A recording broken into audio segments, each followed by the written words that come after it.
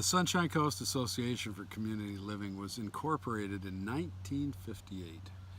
It was a grassroots organization formed around the coffee tables of families of people with disabilities on the Sunshine Coast. Originally, there was no residential support. There was an achievement center that was opened in the late 60s in Gibsons and provided employment for many of the participants. This was largely carpentry based. For instance, there was stakes made on bandsaws for surveyors. In approximately 1990, the MLA managed to get a Go BC grant to buy the offices at 105-5711 Mermaid Street. That was the first building that SCACL owned.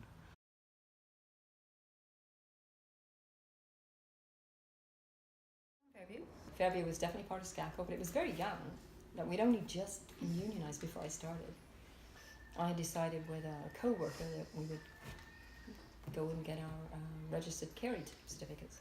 And while I was doing that, I picked up a few nights at Medusa. And I think Glen had come on board by then, and he was strongly urging me to pick up more work with SCACL. We have 3 staffed resources, one of which is dedicated to people who have very involved disabilities. Mobility issues, tube feeding, they require bathing, feeding, and complete care. When I first became the executive director of SCACL, our annual revenue was just under $500,000 a year. We had a variety of life skills contracts and 1 staffed residence. Our annual revenue is currently just south of $5 million, and we have 3 staffed residences, 4 independent living suites, and a commercial property that we own on Cowrie Street where Blue Magnolia is currently one of our anchor tenants, and one of the people we serve lives upstairs in an apartment. 5 years ago, we were invited to participate in the inception of Persephone Brewing Company Incorporated, and through a company called Persephone Farms Limited, we invested $80,000 or 5% of the initial capital to become full shareholders in Persephone Brewing Incorporated. Some of our people are involved in the farm side of the equation, raising chickens for eggs, working in the gardens, and also in the tasting room during the peak months of sales. At this point, we serve approximately 70 people, although the demand is increasing on an annual basis, some of which is because people are actually moving to the Sunshine Coast to provide their children with our services. Currently, we employ approximately 60 people. The board and myself have managed to acquire enough money that we're able to do some entrepreneurial activity that is unusual for a nonprofit society. I'm hopeful that this impetus will continue, where we will separate ourselves from the herd, be creative, entrepreneurial, and responsive to the people that live on the Sunshine Coast with developmental disabilities, and that includes children and adults. So the day services at Fairview were very limited because the ladies were already old. You know, they'd spent many years in the institution. So they didn't really want to, have a little job. It was very difficult to even, they had to go out one at a time with you and go for a little drive. It was very hard to get them to go for a walk even. Oh, Bob's fully supporting the guys to get them out. We had a day program running, good old Arlene. Anybody that remembers Arlene was phenomenal. She was just, you know, worker like myself, and put together an incredible day program that was go all day. The guys were a lot younger back then too. 96, 97 I came.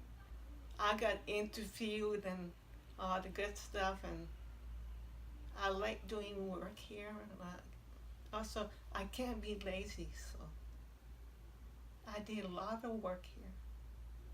It's good to get along with friends. It's good to help other roommates. I've been helping Brian out with some chores. I did a lot of stuff at Thornstone. Before I lived in Medusa, I lived there 20 years. Well, first pack all my things, and my things was a moving truck. It's a long drive for me.